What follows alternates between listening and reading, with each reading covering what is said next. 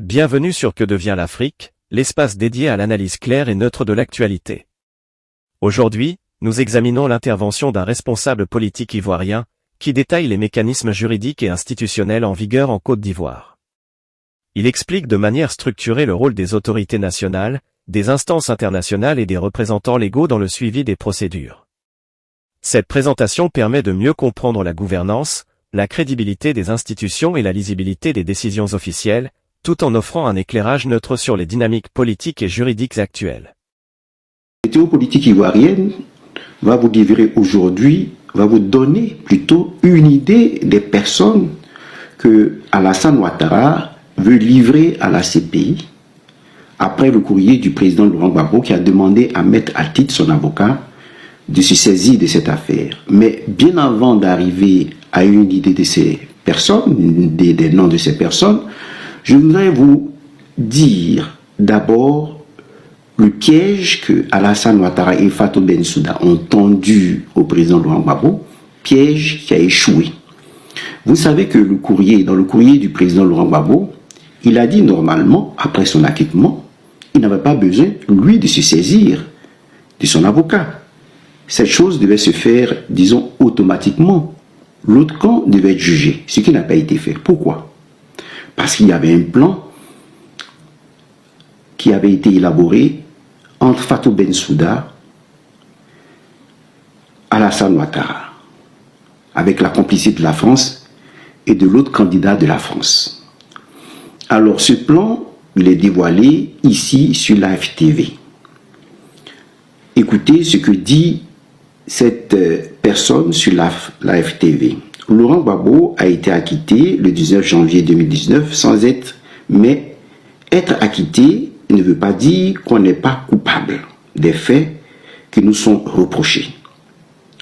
Ça veut tout simplement dire que les preuves n'ont pas été suffisantes pour marquer la culpabilité de la personne. C'est à ce niveau que vous devez comprendre le plan qui a été mis sur pied par Fatou Bensouda et Alassane Ouattara. Lorsque le président Laurent Gbagbo a été acquitté, vous savez qu'Alassane Ouattara l'a accusé d'avoir braqué la BCEAO parce qu'il voulait coûte que coûte condamner le président Laurent Gbagbo. Et cela n'a pas marché. Alors, qu'est-ce qu'il fallait faire? Il a dit durant la fête de l'indépendance que lui, il est candidat pour un 4e mandat et il a l'expérience dans ce domaine. Cela veut dire tout simplement que son but était de susciter une guerre civile et donner des preuves suffisantes pour acquitter le président Laurent Gbagbo. Et c'est à ce niveau que le président Laurent Gbagbo les a dribblés en quelque sorte et a pris tout le monde dans le sac.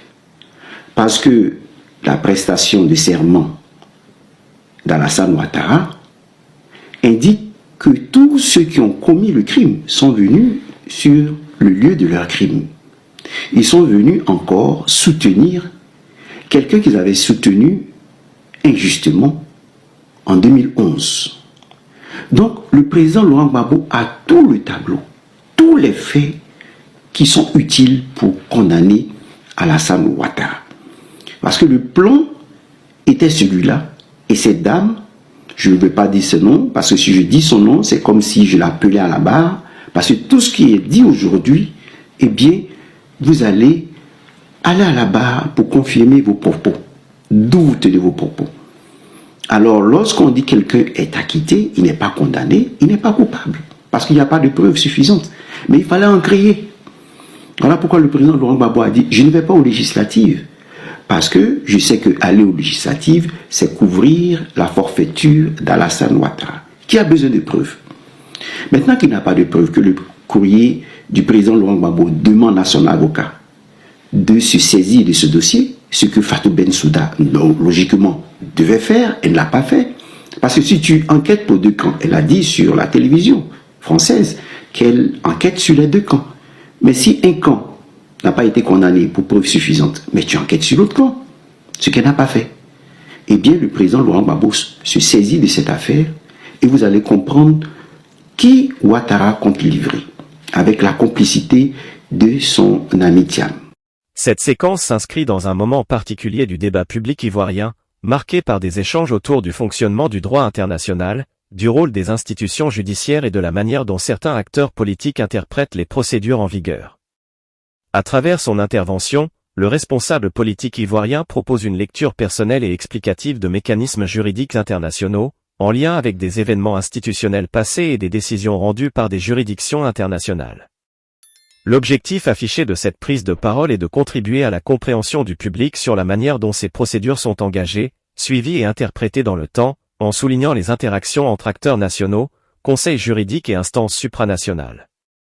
Dès les premières minutes, le discours adopte un ton descriptif et pédagogique, visant à rappeler que le droit international repose sur des règles précises, des étapes formalisées et des principes de compétence clairement définis.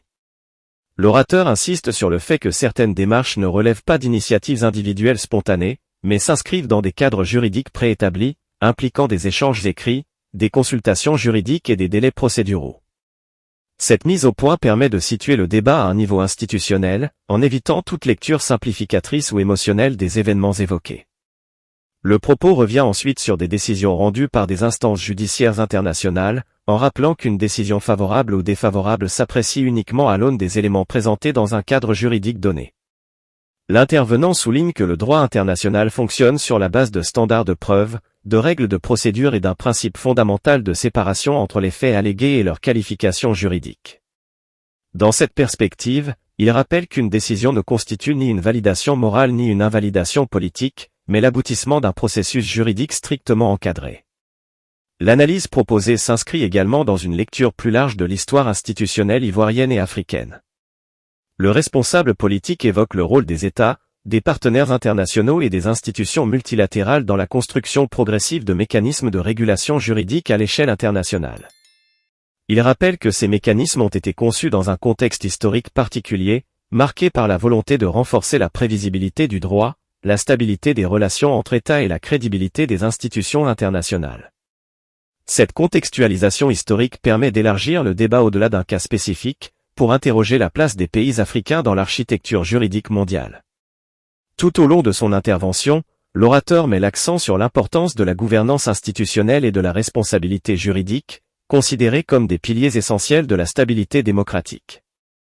Il souligne que la clarté des procédures, la transparence des démarches et la compréhension des rôles respectifs des acteurs constituent des éléments clés pour renforcer la confiance des citoyens dans les institutions, tant au niveau national qu'international. Cette approche vise à replacer le débat dans une logique de renforcement des institutions, plutôt que dans une logique de confrontation politique. Dans cette analyse, le discours insiste également sur le rôle des conseils juridiques et des représentants légaux, présentés comme des acteurs techniques chargés d'accompagner leurs clients dans la compréhension et l'utilisation des mécanismes juridiques existants. L'intervenant rappelle que ces professionnels agissent dans un cadre réglementé et que leurs actions s'inscrivent dans des procédures définies par le droit. Cette précision permet de distinguer clairement le champ du droit de celui du débat politique, contribuant ainsi à une lecture plus sereine et structurée des événements évoqués. La réflexion proposée s'étend ensuite aux enjeux plus larges pour l'Afrique. Le responsable politique souligne que la maîtrise des procédures juridiques internationales, la formation des experts locaux et le renforcement des capacités institutionnelles constituent des leviers stratégiques pour permettre aux États africains de mieux défendre leurs intérêts dans les forums internationaux. Il met en avant l'importance de développer une expertise juridique endogène, capable d'interagir efficacement avec les institutions multilatérales, dans un esprit de coopération et de respect des normes internationales. Dans cette perspective, le discours se veut résolument tourné vers l'avenir. Il appelle à une lecture apaisée du passé, fondée sur l'analyse, la compréhension des mécanismes institutionnels et la volonté de tirer des enseignements constructifs. L'orateur invite les acteurs politiques, les universitaires et les citoyens à privilégier une approche fondée sur le droit, la pédagogie et le dialogue institutionnel, afin de consolider les bases d'une gouvernance durable et inclusive. La conclusion de cette intervention se veut porteuse d'espoir. Elle rappelle que l'Afrique dispose de ressources humaines, intellectuelles et institutionnelles considérables, capables de soutenir son intégration harmonieuse dans le système international. En valorisant la connaissance du droit, le respect des institutions et la coopération entre les peuples, le continent peut renforcer sa voix sur la scène mondiale et participer activement à l'évolution des normes internationales. Comme le dit un proverbe africain, le fleuve ne se vante pas de sa force, il avance avec constance jusqu'à la mer. Ce message invite à la patience, à la rigueur et à la confiance dans le temps long des institutions.